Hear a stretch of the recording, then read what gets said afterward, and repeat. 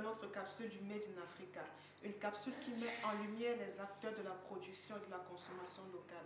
Aujourd'hui, nous avons le privilège de recevoir M. Rama Abangandjan, promoteur du concept Je consomme congolais. Bienvenue M. Rama Abangandjan. Merci beaucoup Madame Laurette.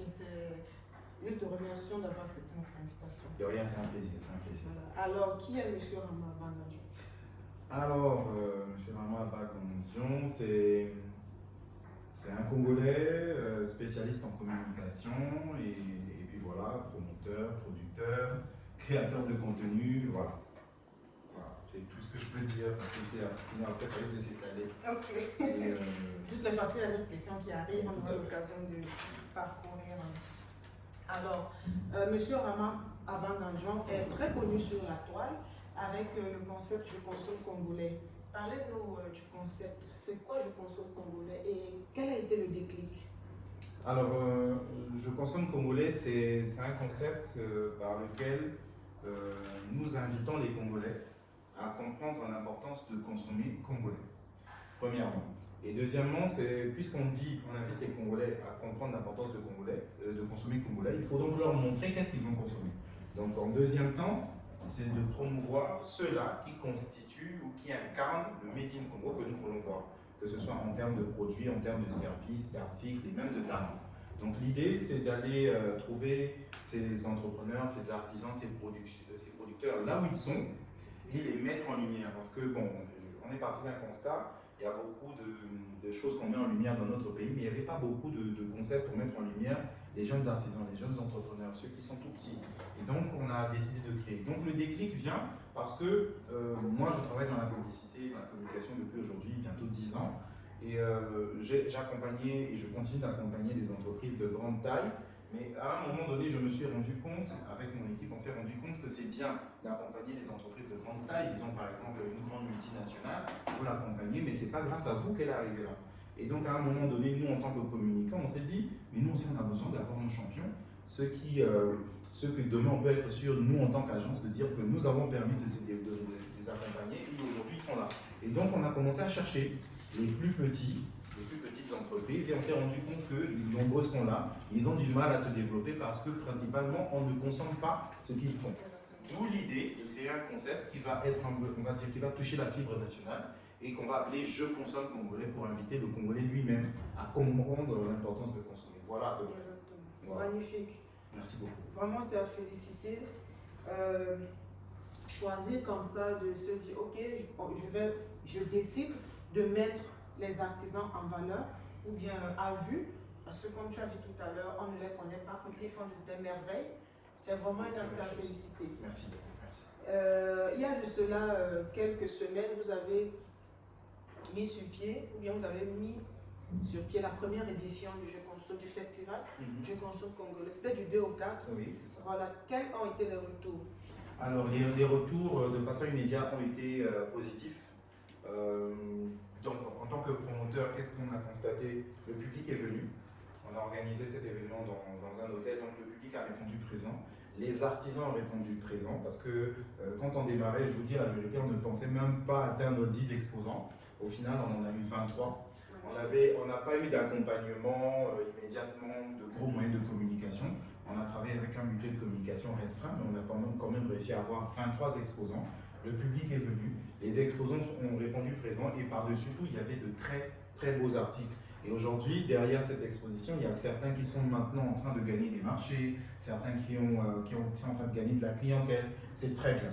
Donc, de façon immédiate, on a eu beaucoup de retours, même en ce moment, je pense que, puisque nous sommes toujours au mois de mars, sans prétention, s'il y a une exposition qui a beaucoup fait parler, jusque-là, même au mois de mars actuellement, c'est incontestablement Je consomme congolais. Parce que on a la preuve pour vous dire, on a eu des médias, deux gros médias de la place qu'on n'a pas appelé, qu'on n'a pas recommandé, mais qui sont venus gratuitement, venus d'eux-mêmes. Donc ça prouve à quel point, ils ont été marqués par le concept, beaucoup de gens ont été touchés, et ça prouve à quel point les retours ont été positifs. Même jusqu'à présent, les gens nous demandent à quand la prochaine édition, venez faire sa pointe noire. Donc je pars du principe que ça s'est bien passé. Magnifique. Merci. Quels sont vos challenges en tant que... On est conscient, hein, on reconnaît que promouvoir la consommation locale, ce n'est pas toujours chose facile.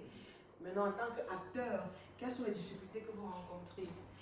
Alors, les difficultés que nous rencontrons, parce que, comme je l'ai dit, notre travail, c'est d'inviter le Congolais à consommer, mais c'est aussi de promouvoir. Alors, le premier problème que nous rencontrons, c'est que beaucoup de gens, de nos compatriotes qui font des choses, des artisans, n'ont pas compris l'importance de la communication. Et donc, quand on va vers eux, souvent, il faut le dire, on est traité avec mépris. Lorsque nous allons vers certains de nos compatriotes pour les mettre en lumière, certains nous traitent avec mépris, ne nous reçoivent même pas, n'accordent même pas d'importance à ce qu'on fait, alors que nous sommes là pour les mettre en lumière. Donc c'est ça la difficulté. Donc c'est surtout une difficulté en termes de mindset, l'état d'esprit des artisans, que nous voulons, nous espérons qu'avec le temps ça puisse s'ouvrir. Ça c'est vraiment les difficultés que nous avons. Pour le reste, c'est le soutien, c'est le soutien des Congolais. Par contre, le soutien des Congolais, il est là. Quand on met des publications sur les réseaux sociaux, les Congolais partagent, ils mettent ça, ils s'intéressent. Donc avec le temps, c'est en train de changer au niveau de la mentalité, c'est en train de progresser. Mais on invite vraiment les artisans, les producteurs, tous ceux qui font vraiment, qui sont les acteurs de la production, de la consommation, mais de comprendre l'importance de la mise en lumière. Parce que, qu'est-ce qui se passe? Souvent on se lève le matin, on se dit, sous d'autres cieux, c'est un peu mieux. Sous d'autres cieux, c'est peut-être un peu mieux parce que les autres montrent. Exactement. Voilà. Ils ont compris. Ils ont compris, ils montrent ce qu'ils font, ils sont contents de présenter. Chez nous, souvent quand on va vers les gens, bah, écoutez monsieur Matin, bon, nous on arrive avec nos caméras, on veut mettre un peu en lumière votre structure de production telle qu'elle est. Non, je ne veux pas qu'on voit mon projet. Mais sous d'autres cieux, les gens ils montrent. Exactement. Donc du coup, on a du mal à montrer vraiment le côté combat, le côté bataille que les Congolais font. L'importance de la chose. De la chose. Donc du coup, parfois, si vous suivez nos vidéos, on est souvent limité à faire des vidéos dans un espace, une boutique, etc. On ne peut pas montrer vraiment la vraie chaîne de valeur. Exactement. Et donc ça, c'est vraiment les difficultés qu'on a. Et on espère simplement qu'avec le temps, les gens vont s'ouvrir.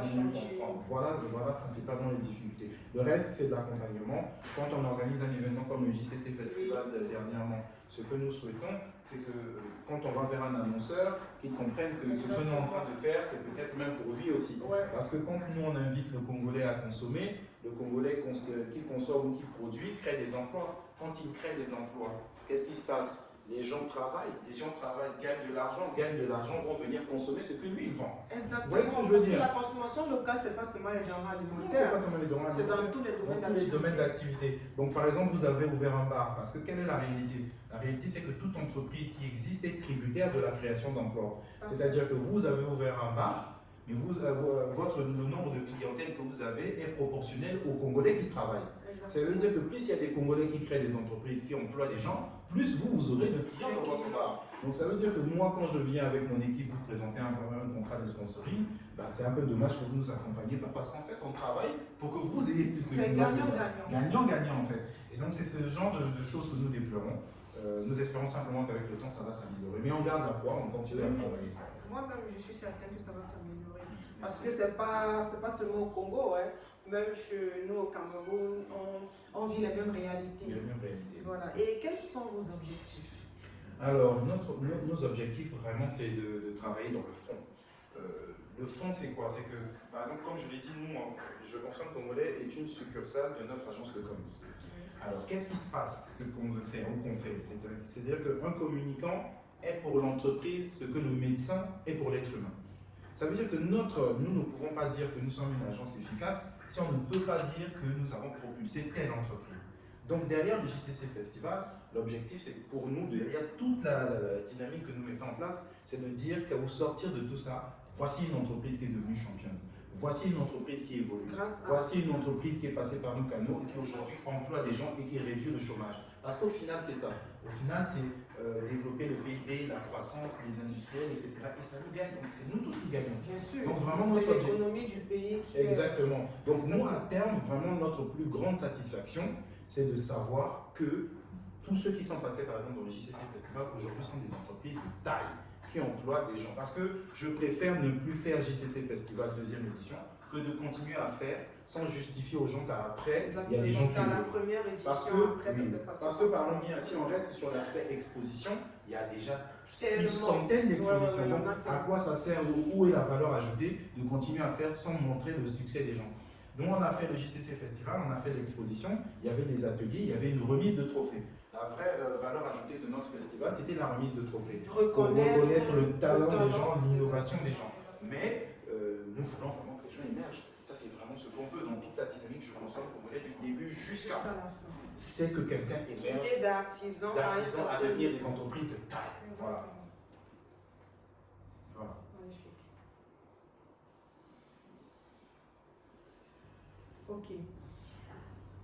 Est-ce que nous sommes quand même dans un pays, ce que vous combattez aujourd'hui, je ne vais pas dire que c'est l'État qui doit le faire entre guillemets, mais est-ce que vous avez le soutien de l'État congolais? Est-ce que vous avez le soutien? Est-ce qu'il y a des personnes qui viennent vers vous pour se dire « Ah, Monsieur Rama, vous faites un travail bien, comment pouvons-nous vous accompagner en tant qu'État ?» Est-ce que vous êtes déjà arrivé de vivre ça? Est-ce que quelqu'un est déjà venu et vous dire « Voilà, en tant qu'acteur de l'administration, je peux dire comme ça, voilà un soutien, ou bien voilà ce qu'on peut faire, ou bien comment on peut améliorer votre combat. » Est-ce que vous avez déjà vu ça? Alors, de façon immédiate, puisque ça fait moins d'un an qu'on est là, on fait beaucoup de vidéos. On a été approché par quelques structures, pas gouvernementales, pas d'État, qui voulaient bien collaborer avec nous, mais rien de concret ne s'est fait. Des structures d'État qui nous ont accompagnés jusque-là, pas du tout. Mais nous avons actuellement le soutien des Congolais. Beaucoup de Congolais qui voient ce qu'on fait, qui aiment bien ce qu'on fait. On a celui-là. On a le soutien des quelques médias qui nous ont accompagnés. Les Dépêches de Brazzaville, dernièrement, nous ont fait un très bel article. Première page sur leur magazine. Ils en ont parlé quasiment sur 2-3 pages. On a ce soutien-là. On espère qu'avec le temps, les pouvoirs publics vont comprendre ce qu'on fait et peut-être juger important de pouvoir nous accompagner. Nous sommes totalement ouverts. Mais pour dire la vérité, jusque-là, on n'a pas d'accompagnement venant des pouvoirs publics. Mais on a l'accompagnement des Congolais, on espère qu'avec le temps, d'autres accompagnements pourront venir. On est même ouvert pour ça, c'est même ça qu'on demande. Exactement, c'est important. Parce que quel qu'en soit ce que vous pouvez faire, à un moment donné, il faut la même mise. Oui, on espère beaucoup, on espère bien. Ok. Et jusqu'ici, depuis que vous parcourez, vous êtes dans le projet, dans le concept, depuis que vous avez découvert les différents artisans, quel est le projet du Made in Congo qui vous a beaucoup marqué? Alors, jusque-là, il y en a des projets qui m'ont marqué. Bon, je ne vais peut-être pas dire que c'est un projet. J'ai vu un jeune un jour, la vidéo même sur les réseaux sociaux, un petit très talentueux qui n'a jamais fait architecture. Il a fait études littéraires de base, mais il fait des maquettes d'architecture. Il fait des maquettes d'architecture, il peut reproduire Brazzaville sur une maquette. C'est pas un projet, mais ça c'est un jeune qui a du talent, que vraiment, il s'appelle Brudel Koussounzila, les vidéos sont sur les réseaux. Vous êtes déjà en contact avec lui? Oui, on est en contact. Nous sommes en train de réfléchir même comment faire pour pouvoir lui créer des débouchés qui vont lui permettre d'aller un peu plus loin. Ça, lui, c'est pas un projet, c'est pas un projet, c'est de la compétence. Lui, vraiment, il nous a marqué. Ensuite, on a la marque Mamalia, celle qui fait les sauces tomates. Elle fait les sauces tomates. Ce qui nous a vraiment touché avec sa marque, c'est que d'abord, il n'y en avait pas avant. Ça, c'est déjà de 1. De 2, la productrice a fait une psychologie inversée. C'est-à-dire, au lieu de produire dans Brazzaville, elle est allée produire à l'intérieur du pays. Elle produit à Madimou, donc en plein cœur du pays. C'est un peu comme partout ailleurs aux États-Unis et en France. Vous voyez, par exemple, on vous dit moutarde de Dijon. Elle est partie, elle a créé la tomate de Madimou. Et son produit est très bien, la qualité suit, et on est certain qu'avec le temps ça va évoluer. C'est pour ça même que, par exemple, dans le cadre de notre festival, sans être dans une dynamique de favoritisme, parmi tous ceux qui ont exposé, elle était celle qui avait le vraiment innové. Parce qu'il ne faut pas être contre les autres, il faut dire juste ce qu'on est. C'est-à-dire, si vous voyez par exemple quelqu'un qui fait dans la mode, il y a beaucoup de gens qui font dans la mode. Les marques de vêtements, il y a beaucoup de gens qui font des jus d'orange. Mais ce n'est pas tout le monde qui fait. C'est pas tout le monde en République du Congo qui fait la tomate. Ça, c'est le deuxième projet qui nous a marqué. Le troisième, c'est Aïli, la marque de produits pour bébés. Donc, demain, on ferme les frontières du Congo. Il n'y a plus phosphatine, il n'y a plus Bédina. On a Aïli pour nos enfants. Moi, sans prétention, j'ai trouvé que c'est des concepts et des projets vraiment innovants et dont il fallait obligatoirement reconnaître le mérite sans prétention. Donc ça, c'est vraiment ceux qu'on a, de tous ceux qu'on a rencontrés, hein, Oui, oui. c'est vraiment ceux-là qui sont vraiment les plus Ce sont innovants. démarqués. Oui, après, j'ai trouvé récemment, ils étaient même à notre exposition, j'ai rencontré ceux-là, l'entreprise ACFPP. Eux, par contre, c'est dans les services, mais eux, ils font le placement de personnel dans les entreprises. Donc, on voit un peu avec la réalité. Technicien de surface. Technicien de surface. Non, pas dans les entreprises, excusez-moi, mais dans les maisons. Okay. C'est-à-dire que puisqu'il y a beaucoup de gens qui recherchent de l'emploi, eux maintenant, qu'est-ce qu'ils font? Ils ont répertorié toutes ces personnes qui ont besoin d'emploi et ils vont vers les entreprises et les maisons principalement pour placer du personnel. J'ai trouvé que leur concept est très novateur et c'est vraiment, jusque-là, vraiment, c'est les trois entreprises principales qui vraiment ont titillé mon esprit dans ce moment les journées. Je ne doute pas qu'avec le temps, beaucoup d'autres vont faire. Il y aura d'autres réalisations. D'autres réalisations. Magnifique. En tant qu'acteur du Made in Congo, que pouvez-vous dire? Est-ce que l'action est en évolution? Est-ce que c'est en arrière? Est-ce que ça promet? Est-ce que le futur est glorieux? Alors le futur, moi j'aime bien les choses positives. Le futur est glorieux. Le futur est glorieux parce que déjà même quand on est sur les réseaux, quand on met une publication qui intéresse les gens suivent. Donc ça veut dire que avec le temps, beaucoup plus de gens vont commencer à consommer. Mais qu'est-ce qui se passe? Il se passe que au niveau des producteurs, parce que c'est facile de dire aux Congolais de consommer, mais est-ce que le producteur, on sait où le trouver? Est-ce qu'on sait qu'il existe? Est-ce que le producteur sait comment se comporter face à son client? Voilà les problèmes que nous avons.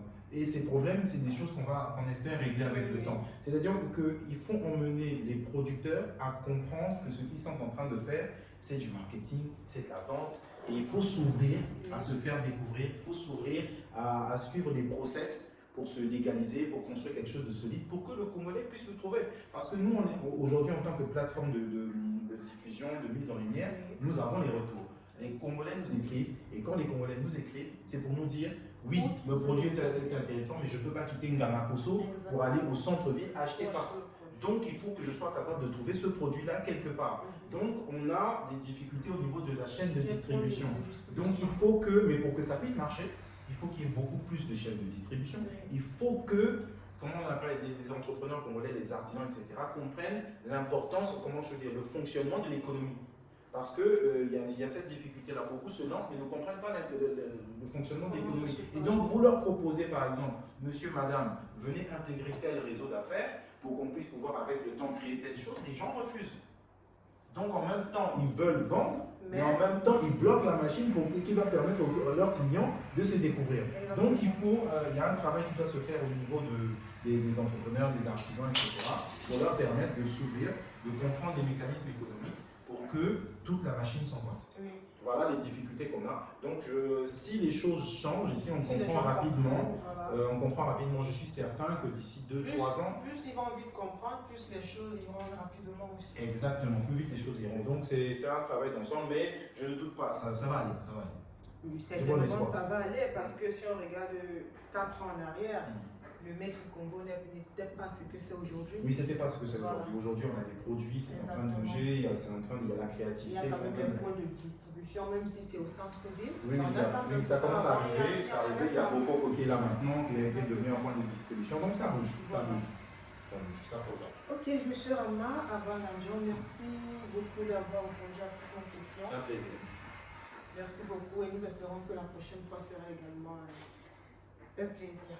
Oui, ce sera toujours un plaisir. Nous, c'est ça le but, c'est de courir, aller développer, aller partager, aller ouvrir l'esprit des gens pour que les gens comprennent un peu mieux. Donc, il y a certaines choses qu'on ne peut pas peut-être dire dans nos vidéos qui sont des capsules assez courtes. Et peut-être des moments comme celui-ci pour que ceux qui vont voir comprennent s'il le faut et puis nous accompagnent dans ce changement. Ce n'est pas le travail d'une personne, c'est un ensemble.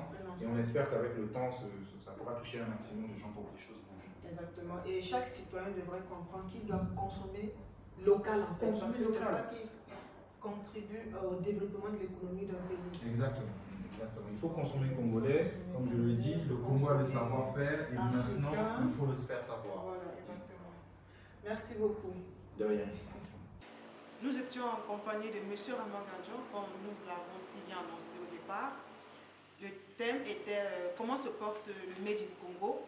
Et M. Abanganjon l'a bien expliqué.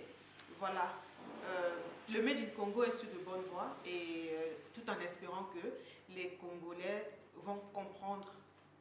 Ça prendra peut-être du temps, mais ils finiront par comprendre que la consommation locale est primordiale et est un acte pour le développement de l'économie d'un pays.